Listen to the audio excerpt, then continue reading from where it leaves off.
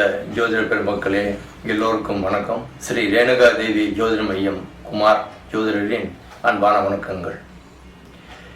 விரைவில் குரு பயிற்சி வர இருக்கிறது, எல்லோரும் அறிந்ததுதான். நான் கடந்த வீடியோவில் மகா சந்திப்புகள் என்ற தலைப்பில் ராகுவும் சனியும் கேதுவும் செவ்வாயும் சந்திப்புகள் நடைபெறப் போகின்றன, அவைகள் எவ்வாறு பலன்களை தரப்போகின்றன என்பதை எல்லாம் பார்த்தோம். இப்பொழுது இந்த வீடியோவில் வரவிருக்கின்ற இந்த குரு பயிற்சியினுடைய பலனை சுருக்கமாக பார்த்து, மேலும் மற்ற கிரகங்கள் என்ன செய்ய போகின்றன, எவ்வாறு பலன்களை தரப்போகின்றன என்பதை பார்ப்போம். அதை நான் கிரகங்களின் திருவிளையாடல் என்ற தலைப்பில் பல விஷயங்களை கூறியிருக்கின்றேன். கிரகங்கள் திருவிளையாடல் என்று வரும்பொழுது கலை, வித்தை, இலக்கியம், மேலும் குறிப்பாக விஞ்ஞானம், அரசியல் இவையெல்லாம் அடுத்து வருகின்ற இந்த குரு பயிற்சியிலும், மேலும் விஸ்வாவசு என்ற 39வது வருடத்தினுடைய அமைப்பில் என்ன எல்லாம் செய்ய போகின்றன என்பதை விலாவாரியாக பார்ப்போம். அன்பார்ந்த நண்பர்களே, இன்று குரோதி வருடம் 16/1/2025 தை மாதம் 3ஆம் தேதி வியாழக்கிழமை, மகம் நட்சத்திரம், திருத்தியை தேதி தேய்பிரை இப்பொழுது நடைபெற்றுக் கொண்டிருக்கிறது.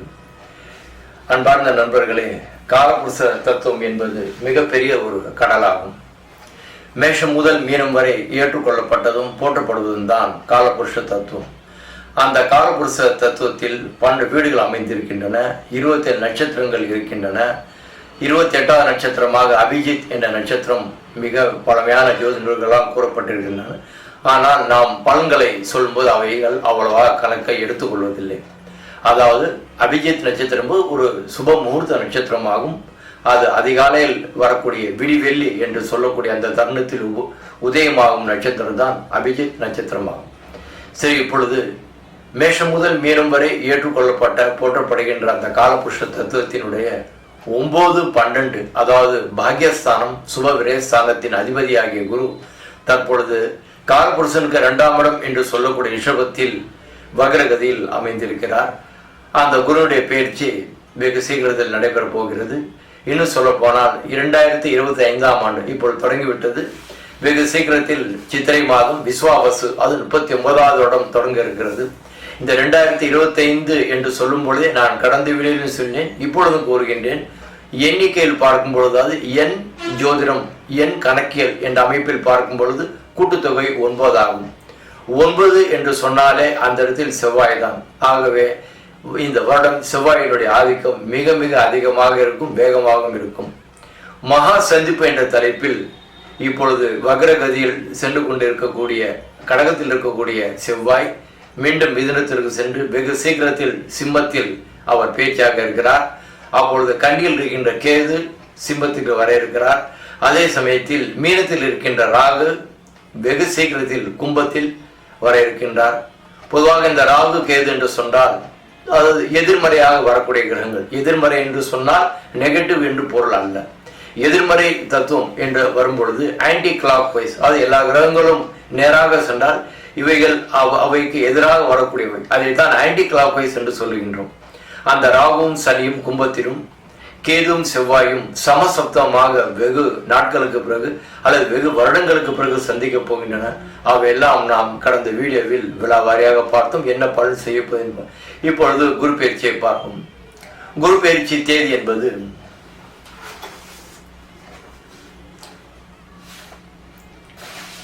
அன்பார்ந்த நண்பர்களே, வருகின்ற மே மாதம் குரு பயிற்சி நடைபெற இருக்கிறது.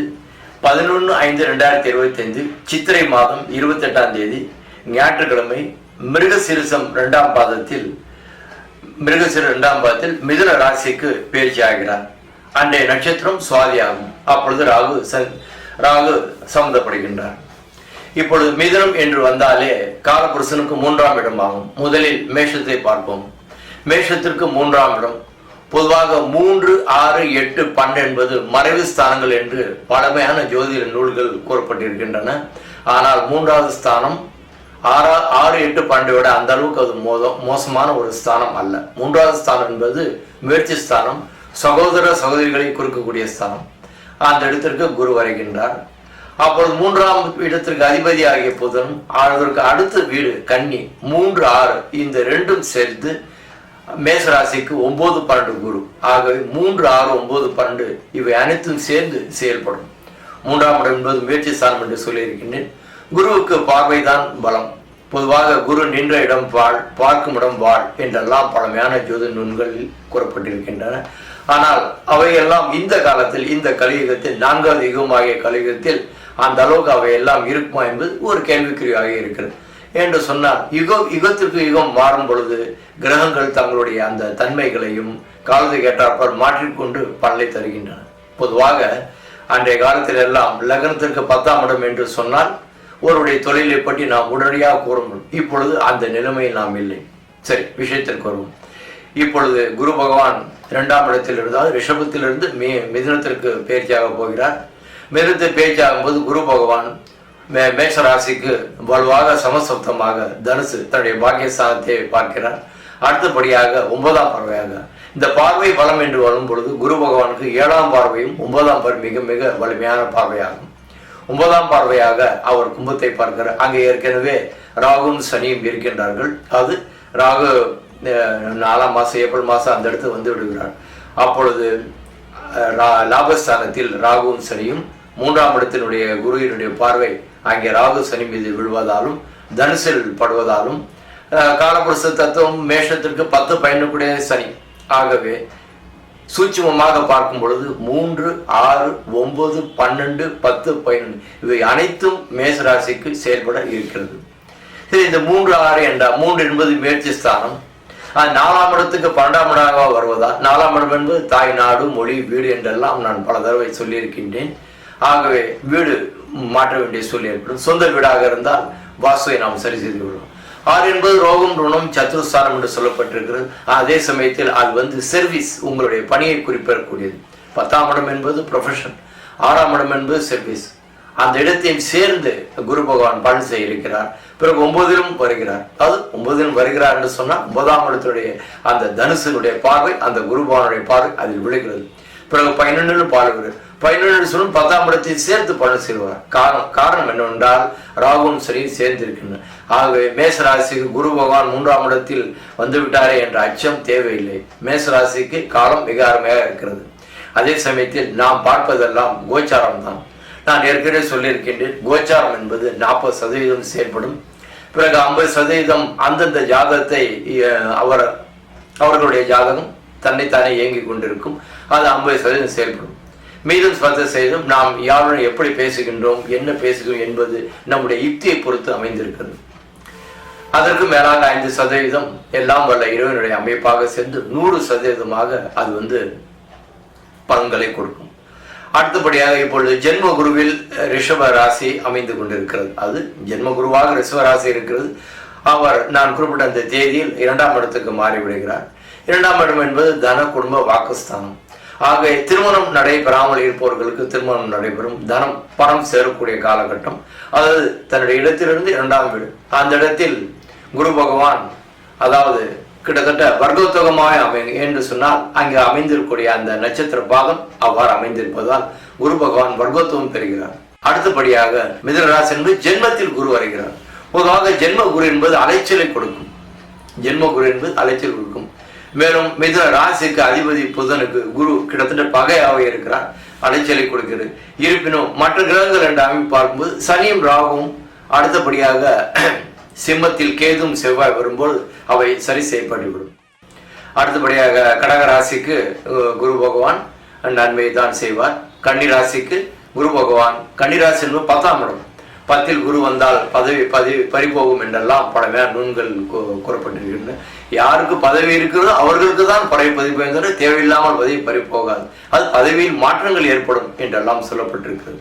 அடுத்தபடியாக துலா ராசி என்று இருக்கும் பொழுது துலா ராசியில் குரு பகவானுடைய அந்த அடுத்து இருக்கக்கூடிய விருச்சிகத்தில் பார்வைப்படுகிறது. ஆகவே உங்களுடைய ராசிக்கு 2ஆம் இடம் அந்த குருவினுடைய பார்வை பதிவுதான் விருச்சிகத்திற்கும் துலாத்திற்கும் மிக நல்ல பணத்தை அளிக்கப் போகிறது. கடகராசிக்கு 12ஆம் இடம் என்று சொல்லக்கூடிய விரிய குருவாக அமைகிறது. நாம் பொதுவாக எல்லாவற்றையும் பார்த்து விடுவோம். சிம்ம ராசிக்கு 15ஆம் இடம் லாபஸ்தானத்தில் குரு வருகிறார். அடுத்தபடியாக கன்னி கர்ம குரு பதவி இருந்தால் பறிபோகும் என்று சொல்லப்பட்டிருக்கிறது. துலாம் ராசிக்கு 9ஆம் இடத்தில் குரு, பாக்கிய குரு என்று சொல்லப்படுகிறது. விருச்சிக ராசிக்கு அஷ்டம குரு, 8ஆம் இடத்தில் குரு வருகிறார், அதுவும் அலைச்சலை கொடுக்கும். தனுசு ராசிக்கு 7ஆம் இடம் சமசப்தமாக குரு வருகிறார், நல்ல பலனை கொடுக்க இருக்கிறார். அடுத்து மகர ராசிக்கு ரோகம் ருணம் சத்ருஸ்தானம் என்று சொல்லப்படுகிறது. அதே சமயத்தில் 6ஆம் இடம் என்பது சர்வீஸ், அது 10 என்பது ப்ரொஃபஷன், 6 என்பது சர்வீஸ் என்று நான் ஏற்கனவே சொல்லியிருக்கிறேன். அது போன்ற பலனை தர இருக்கிறார். அடுத்து மீன ராசிக்கு 4ஆம் இடம், 4ஆம் இடத்தில் குரு வருகிறார். 4ஆம் இடம் என்பது 5ஆம் இடத்துக்கு 12ஆம் இடமாக வருவதால் உங்களுடைய குழந்தைகள் பிரிந்திருந்தால் நீங்கள் குழந்தைகளை போய் பார்க்கக்கூடிய ஒரு காலகட்டமாக அமையும். குழந்தைகளே இல்லாதவர்களுக்கு குழந்தைகள் அந்த அமைப்பில் நீங்கள் தத்தெடுத்துக் கொள்ளலாம். அந்த மாதிரி அமைப்பை எல்லாம் குரு பகவான் இப்போது செய்கிறார். காரணம் என்னவென்று சொன்னால், மீன ராசிக்கு அந்த ஜென்ம ராகு விட்டு விலகி 12ஆம் இடத்துக்கு வருகிறார். ஆக இந்த சூட்சுமங்கள் பார்க்கும்போது அந்த பலன்கள் எல்லாம் மிக அருமையாக நடைபெறப் போகிறது. ஆக இப்பொழுது மிக கஷ்டம் என்று சொன்னால் அது விருச்சிக ராசிக்கும் மகர ராசிக்கும் தான் கொஞ்சம் சிரமத்தை கொடுக்கக்கூடிய அமைப்பாக தெரிகிறது. கடகத்தில் விரய குரு, ஏன்னா கடகத்தில் விரய குரு என்று சொன்னால் சனி பகவான். ஆனால் ஒரு முக்கியமான ஒரு விஷயத்தை சொல்ல விரும்புகின்றேன். நான் வாக்கியத்தை பிரதானமாக வைத்து பலனை சொல்வோம். இந்த வருடம் 2025ஆம் வருடம் வருகின்ற விசுவாச வருடத்தில் ராகு கேது குரு பயிற்சி உள்ளது தவிர சனி பகவானுடைய பயிற்சி இல்லை. சனி பகவானுடைய பயிற்சி அடுத்த வருடம், அதாவது 6/3/2026 விசுவாவசு வருடத்தினுடைய கடைசியில் தான் அவர் பயிற்சி ஆகிறார். இது வாக்கியம்படி ஆகும். திருக்கணிதம்படி சனி பகவான் பயிற்சி அடைகிறார். அதை நான் அடுத்த வீடியோவில் சொல்கின்றேன். அதாவது யாருடைய ஜாதகம் திருக்கணிதத்தில் இருக்கோ அதுபடி பலனை செய்யும். யாருடைய ஜாதகம் வாக்கியத்தில் இருக்கிறதோ அதைப்படி அந்த கிரகங்கள் பலனை செய்யும். ஆகவே வாக்கியமா திருக்கணிதமா என்ற குளறுபடி தேவையில்லை. வாக்கியம் என்று சொன்னால் வழக்கத்தில் இருப்பது, அது பரம்பரையாக ட்ரெடிஷனல் என்று சொல்லக்கூடிய பரம்பரையாக இருப்பதுதான் வாக்கியம். பிற்காலத்தில் திருத்தி அமைக்கப்பட்டதுதான் திருக்கணிதம். திருக்கணிதம் என்று சொல்லும் பொழுது ஒரு சில விளக்கத்தை நான் இங்கே கொடுக்க விரும்பினேன். ஏன்னு சொன்னால் இப்பொழுது பல பேர் அதை குழப்பிக் கொள்கிறார்கள். அந்த குழப்பம் தேவையில்லை. திருத்தி அமைக்கப்பட்ட திருக்கணிதம் என்று சொன்னால் எந்த கிரகம் எந்த பாதையில் நிற்கின்றன, பாகை என்றால் டிகிரி என்ற அர்த்தம். எந்த கிரகம் எந்த பாகையில் நிற்கிறது, அந்த கிரகம் அந்த கிரகத்திற்கு அது பிளானட் வார் ஜாதகத்தில் கிரக யுத்தம் இருக்கிறதா, இவையெல்லாம் பார்ப்பதற்கு தான் திருக்கணிதம். ஆனால் பலன் சொல்வதற்கு நமக்கு வாக்கியம் போதுமானது. வாக்கியம் என்பது கோச்சாரம்படி 40% உங்களுக்கு அது ஒத்துழைப்பு கொடுக்கும். மீத 50% திசாபுத்தி அந்தரம்படி செயல்படும். மீதமுள்ள 10% நம்முடைய யுக்தி, மீதமுள்ள 5% எல்லாம் வல்ல இறைவனை சார்ந்ததாகும். ஏற்கனவே நான் கடந்த வீடியோவில் விஸ்வாவசு வருடத்தினுடைய வெண்பாவை பாடி அதற்குண்டான பொருளெல்லாம் சொல்லியிருக்கின்றேன். மீண்டும் அது இங்கே காலத்தை நிர்ணயிக்கதை நான் இங்கே கூற விரும்பவில்லை. அந்த விஸ்வாவசு வருடம் என்று சொல்லும் பொழுது அந்த இடத்தில் கிரக நிலை எப்படி வருகிறது என்று பார்ப்போம். விஸ்வாவசு வருடத்தில் மேசத்தில் சூரியன் உச்சமடைகிறார். விஸ்வாவசு வருடத்தில் குரு பகவான் அங்கே இருப்பார். பிறகு மே மாதம் தான் அவர் பயிற்சி ஆகிறார். ஆகவே குரு பகவான் மிதனத்துக்கு வந்து விடுவார். விஸ்வாவசு வருடத்தில் வெகு சீக்கிரத்தில் கடகத்தில் இருக்கக்கூடிய செவ்வாய் சிம்மத்திற்கு வருகிறார். ஆனால் கண்ணில் கேது அங்கேதான் இருப்பார். பிறகு செவ்வாய் கீழே இறங்கிய அது மிதனத்திலும் கடகத்திலும் மாறி மாறி வக்ரம் அடைந்து இருக்கக்கூடிய செவ்வாய் சிம்மத்திற்கு வந்த பிறகு கேது கண்ணியில் இருக்கக்கூடிய கேது சிம்மத்திற்கு வந்து விடுவார். பிறகு மீனத்தில் இருக்கக்கூடிய ராகு சனியை சந்திக்க போகின்றார். இதைத்தான் நான் மகா சத்தியம் என்று பலமுறை கூறுகின்றேன். அடுத்தபடியாக இந்த சூரியன் உச்சம், சூரியனை ராஜா என்று சொல்லுகின்றோம். அது நம்முடைய பூலோகத்தில் எப்படி குடும்பம் அமைந்திருக்கிறதோ தனிப்பட்ட மனிதர்கள், அதே போலத்தான் இந்த கேலக்சி வே என்று ஆங்கிலத்தில் சொல்கிறார்கள். அதே போல அந்த சூரிய குடும்பம் என்று சொல்லப்படுகிறது. அந்த சூரிய குடும்பம் என்று வரும்பொழுது அதற்கு ராஜா மந்திரி யார் என்றெல்லாம் பழைய நூல்களில் சாஸ்திரத்தில் நம் நாட்டு சாஸ்திரத்தில் மிக அருமையாக சொல்லப்படுகிறது. ஆக மேசத்தில் சூரியன் உச்சமாக இருப்பதால் ராஜாவாக செயல்படுகிறார். இப்பொழுது அதற்குண்டான பலத்தை பார்ப்போம். அதாவது விஸ்வாச வருடம் பிறக்கின்ற லக்னம் மகர லக்னம், லக்னாதிபதி சனி அவர் கும்பத்தில் இருக்கிறார். இந்த வருடம் ஒரு வேடிக்கை என்று சொன்னால் மகர லக்னம் என்று சொன்னால் அதிபதி சனி, அங்கே செவ்வாய் உச்சமாகிறார். அதே சனி செவ்வாய் கோயிலில் பிறக்கிறது. இந்த ஆண்டு கூட 2025 தான். ஆகவே மகர லக்னத்தில் செவ்வாய் உச்சம், செவ்வாய் கோரியில் பிறக்கிறது. வாக்கியம்படி திருக்கணிதம்படி சூரிய கோரியில் பிறக்கிறது. அந்த குழப்பம் வேண்டாம். ஆகவே மகர லக்னத்துக்கு உச்சமாக இருக்கக்கூடிய செவ்வாய், மகர லக்னத்துக்கு ஹோரையாக அமையக்கூடிய ஒரு செவ்வாய், 2025 என்று சொல்லக்கூடிய எண்ணிக்கை 9, அதுவும் செவ்வாய். ஆகவே ரியல் எஸ்டேட் என்று எடுத்துக்கொண்டால் அது மிக நல்ல முறையில் செயல்படும். அது மட்டுமல்ல, மற்ற சில கிரகங்கள் கேது செவ்வாய் சந்திப்பு என்று வரும்பொழுது போர் அபயம் எல்லாம் ஏற்பட போகிறது. அதெல்லாம் நான் இப்பொழுது அந்த லக்ன வாரியாக உங்களுக்கு நான் பலனை சொல்லுகின்றேன். முதலில் பார்க்கும் பொழுது லக்னாதிபதி சனி. சனி பகவான் 2ல் இருக்கின்றார். சனி பகவான் 2ல் இருக்கின்ற வரை பொதுவாக என்ன பேசப்படுகிறது? கும்பத்தில் ஆட்சி வீடாக இருக்கிறது, அங்கே ராகுவை சந்திக்கிறார். ஆகவே மேலை நாடு என்று சொன்னால் வெஸ்டர்ன் கண்ட்ரிஸ் என்ற அமைப்பில் வரும்போது அங்கே இந்த கச்சா பொருட்கள், ரா மெட்டீரியல்ஸ், கச்சா பொருட்கள், பெட்ரோல்கள் விலைகள் எல்லாம் மிக அதிகமாக இன்னும் ஏறும். பொதுவாக சனி பகவான் தன் ஆட்சி வீட்டில் இருக்கின்ற வரை இந்த பெட்ரோல் குறையாது என்ற பேச்செல்லாம் நடைபெற்றுக் கொண்டே இருக்குமே தவிர அந்த பெட்ரோல் குறைவது என்பது ஒரு கேள்விக்குறிவாக இருக்கிறது. அது மகரம் கும்பத்திற்கு அதிபதியாக இருப்பது 1, 2 மகர லக்னம் என்று சொல்லுகின்றேன். மகர லக்னமும் கும்பத்திற்கு அந்த அதிபதியாக இருக்கக்கூடிய அந்த சனி பகவான் அங்கே ஆட்சி பெற்று இருக்கிறார். அவருடைய பார்வை, சனி பகவானுடைய பார்வை மேசத்திற்கு விடுவதால் அது மேச ராசிக்கு அங்கே சூரியன் இருக்கின்றார். ஆகவே மேச ராசிக்கு பூர்வ புண்ணியமாகிய சூரியனுடைய அந்த பார்வை சனி பகவான் பார்வையில் விழுவதால் ஒரு சில சின்ன பிரச்சனைகள் உங்களுக்கு ஏற்படலாம். இருப்பினும் குரு பகவான் 3ஆம் இடத்திற்கு வந்து விடுவதால் அதனுடைய பல்லுகள் எல்லாம் சரி செய்யப்பட்டுவிடும். பிறகு அடுத்தபடியாக கலை வித்தை என்று பார்க்கும்போது புதன் சுக்கிரனை பார்க்கும். புதன் சுக்கிரன் நிலைமை எப்படி இருக்கிறது என்று பார்ப்போம். நான் ஏற்கனவே சொல்லியிருக்கின்றேன், ராகுவும் சனியும் சேர்ந்திருக்கின்ற காலகட்டத்தில் அது மாற்று ஜாதிக்காரர்களுக்கு இந்த காரகத்துவத்தில் எடுத்துக் கொடுப்பவர் தான் ராகு சனி. ஆக கலப்பு திருமணங்கள் மிக அதிகமாக நடைபெற வாய்ப்பு இருக்கிறது. கேது செவ்வாய் சிம்மத்தில் என்று சொன்னேன். நான் இதை திருப்பி ஏன் சொல்லுகிறேன் என்று சொன்னால், இந்த மகா சந்திப்பு பல மாதங்களுக்கு பிறகு, இன்னும் சொல்ல போனால் பல வருடங்களுக்கு பிறகு நடைபெறப் போகிறது. அடுத்தபடியாக 3, 6 கூடைய, அதாவது மேஷத்திலிருந்து கணக்கை எடுத்துக்கொண்டோமே ஆனால் 3, 6 கூடைய அந்த புதன் இந்த வருடத்தில் அது கிட்டத்தட்ட ஏப்ரல் மே மாதம் வரும்பொழுது மீனத்தில் நீச்சமாகி விடுகிறார். மீனத்திற்கு புதன் வரும்போது நீச்சமாகி விடுகிறார். அந்த பொதுவாக மார்ச் ஏப்ரல் மாதம் சுக்கிரனும் அங்கே செயல்பட இருக்கிறார். ஆக ஒரு இடத்தில் சுக்கிரன் மீனத்தில் உச்சம், புதன் நீச்சம். ஒரு கிரகம் உச்சம் பெற்று இன்னொரு கிரகம் நீச்சம் பெற்று அது மாதிரி செயல்படும் பொழுது அந்த இடத்துல என்ன நடைபெற வேண்டும் சொன்னால், அந்த இடத்தை இன்னொரு கிரகம் பார்க்கும் பொழுது ஏகப்பட்ட மாற்றங்களை ஏற்படுத்தும். என்ன மாற்றங்கள் ஏற்படுத்தும்? பொதுவாக இந்த கலை வித்தை என்று சொல்லும்போது, அதாவது அடிப்படை கல்வியில் மாற்றங்கள் ஏற்படலாம், அல்லது கலை வித்தை என்ற அமைப்பு பார்க்கும்போது பொதுவாக அந்த ஒரு காலத்தில் சர்க்கஸ் என்று இருந்தது, ஒட்டகங்கள் கம்பெனிகள் எல்லாம் அதெல்லாம் நடத்தி இருந்தார்கள். ஒட்டகம், யானை இருந்து இப்பொழுதெல்லாம் சர்க்கஸ் கம்பெனிகள் எல்லாம் நாம் பார்க்க முடிவதில்லை. இப்போ ஏதாவது ஒரு துறையை தான் சர்க்கஸ் கம்பெனிகள் வருகின்றன. ஆக சினிமா துறையில் ஏகப்பட்ட மாற்றங்கள் வரும். இன்னும் ஒரு குறிப்பாக ஒரு விஷயம் சொல்ல வேண்டும் சொன்னால், இந்த அரசியல் என்று வரும்பொழுது அரசியலுக்கு காரகத்துவம் வைப்பவர்கள் சூரியனும் செவ்வாயும் தான். சூரியன் செவ்வாய் ராஜ கிரகங்கள் என்று சொல்லலாம். அது பஞ்சம யோகம் செய்யக்கூடிய கிரகங்களில் முதன்மையில் இருப்பவர் செவ்வாய். ஆகவே அவர் அரசியலுக்கு மிக முக்கியத்துவமாக வாய்க்கிறார். அப்படியாண்டா என்ன நடக்க போகிறது என்று சொன்னால், செவ்வாய்க்கு 4ஆம் பார்வை, 7ஆம் பார்வை, 8ஆம் பார்வை உண்டு. மிக மிக வலுவான பார்வை 8ஆம் பார்வை தான். பொதுவாக சமசொத்தமா இருக்கக்கூடிய 7ஆம் பார்வை எல்லா கிரகத்திற்கும் உண்டு. ஆனால் செவ்வாயில 8ஆம் பார்வை மிக வலிமையான பார்வை. அதாவது சிம்மத்தில் கேதுவுடன் சேர்ந்து 8ஆம் பார்வையாக அவர் மீனத்தை பார்ப்பதால் அங்கே சுக்கிரனும் புதனும் இருக்கின்றார்கள். அங்கு சுக்கிரனும் புதனும் மீது அந்த செவ்வாயுடைய பார்வை விடும் பொழுது ஏகப்பட்ட அரசியல் மாற்றங்கள் ஏற்படும். ஆகவே அந்த செவ்வாயுடைய பார்வை அங்கே படும் பொழுது என்ன நடக்கப் போகிறது சொன்னால் ஏகப்பட்ட மாற்றங்கள் ஏற்படும். அது மாநில கட்சிகள், இன்னும் சொல்ல போனால் 2025ஆம் ஆண்டில் கூட்டணி ஆண்டு என்று சொல்லலாம். அரசியல் என்று எடுத்துக்கொண்டால் கூட்டணி ஆண்டு தான். யாருடன் கூட்டணி வைப்பது என்றெல்லாம் சிந்திப்பார்கள். பல புதிய கட்சிகள் தொடங்கப்படும். ஏகப்பட்ட மாற்றங்கள் வரும். இந்த செவ்வாயுடைய பார்வை ஒரு வாய்ப்பு இருக்கிறது என்று சொல்லலாம். கலைத்துறையில் பிரச்சனைகள் ஏற்படும் என்று சொன்னேன். சினிமா துறையெல்லாம் ஒரு சில பிரச்சனைகள் ஏற்படும், அதை தீர்ந்துடும்.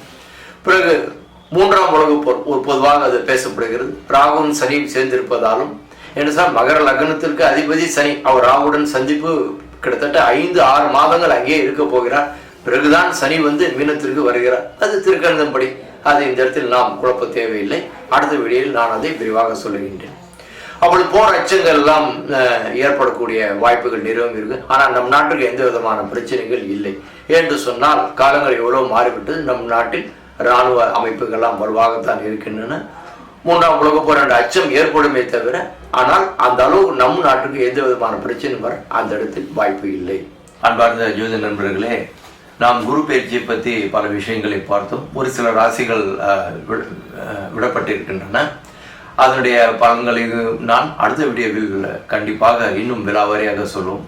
பொதுவாக குரு பயிற்சி மிதுன ராசிக்கு வரும்பொழுது அதனுடைய பார்வை தான் குருவுக்கு பலம். அதாவது குரு பகவானுடைய 5வது பார்வையாக துலாம் ராசியையும், 7வது பார்வையாக தனுசு ராசியையும், மேலும் 9வது பார்வையாக கும்பராசியையும் பார்க்கின்றார். மிதுன ராசியில் குரு பகவான் 11/5/2025 முதல் தோராயமாக 12/6/2026 வரை மிதுனத்தில் சஞ்சாரம் செய்ய இருக்கிறார் என்று கூறிக்கொண்டு இந்த சிறு காணொலியை முடித்துக் கொள்கிறேன். அடுத்து விடுபட்ட மற்ற ராசிகளின் பலன்களெல்லாம் நாம் நிச்சயமாக அடுத்த வீடியோவில் பார்ப்போம். விருப்பமுள்ளவர்கள் கீழே கமெண்ட் செய்யுங்கள். நல்ல முறையில் கமெண்ட் செய்ய நான் மிகவும் தாழ்மையுடன் வேண்டிக் கொள்கின்றேன். மேலும் என்னுடைய காணொலியை பார்க்க விரும்புபவர்கள் சப்ஸ்கிரைப் செய்யவும், கமெண்ட் செய்யவும், லைக் செய்யவும். அதோடு மட்டுமல்லாமல் என்னிடத்தில் ஜாதகம் பார்க்க விரும்புபவர்கள் மேலே கூறப்பட்ட என்னுடைய அந்த கைபேசி எண்ணுடன் தொடர்பு கொண்டால் அதன்படி செயல்படலாம். நன்றி, வணக்கம்.